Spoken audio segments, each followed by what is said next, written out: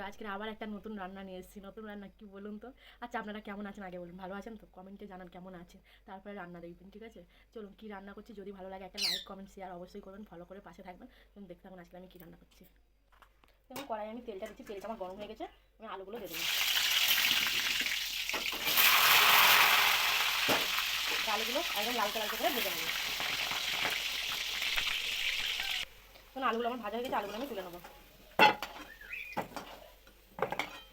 তুলে নিলাম, রেখে দিলাম। পেঁয়াজ আর টমেটো কুচিটা দিয়ে দেবো। পেঁয়াজ আর টমেটো কুচিটা লালচে লালচে করে ভেজে নেবো।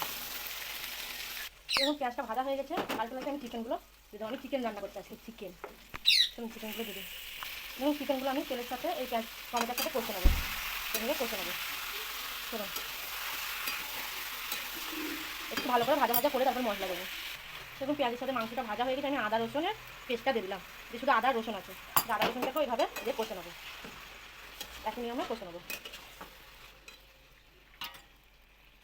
দেখুন, মশলাটা দিয়ে দিয়েছি আমি। এবারে একটু লঙ্কার গুঁড়ো দেবো। মশলাতে খানিক্ষণ কষে নিয়েছি, লঙ্কার গুঁড়ো দেবো। ঝাল মতন দেবো, যে যেমন ঝাল খাবেন সেরকম ঝাল দেবেন। আমরা একটু ঝাল বেশি খাই, তাই ঝাল একটু বেশি করে দিলাম। দিয়ে আবার এইভাবে কষে নেবো।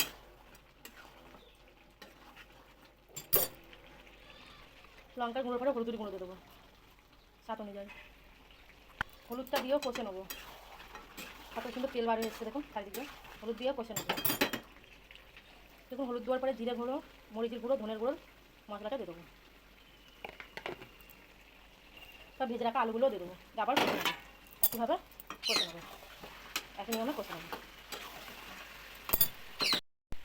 সব মশলা দেওয়ার পরে আমি লাস্টে লবণ দেবো। লাস্টে সব মশলা দেওয়ার পরে লাস্টে লবণ দিলাম। তো লবণটাকে দিয়েও কষে নেবো। লবণ দিয়ে কষে নেবো। স্বাদ অনুযায়ী লবণ দিলাম, দিয়ে কষে নেবো। দেখুন, চারিদিকে জল তেল ছেড়ে এসছে, মানে আমার মশলাটা কষানো হয়ে গেছে। যতক্ষণ এই তেলটা বার হয় ততক্ষণ দেখবেন মশলা কষানো হয় না। এবার আমি স্বাদ অনুযায়ী জল দিয়ে দেবো, যে যেমন ঝোল খাবে। আর মাংসটা এই যে জল দিয়ে দিলাম স্বাদ অনুযায়ী। দিয়ে আমি ঢাকা দেবো।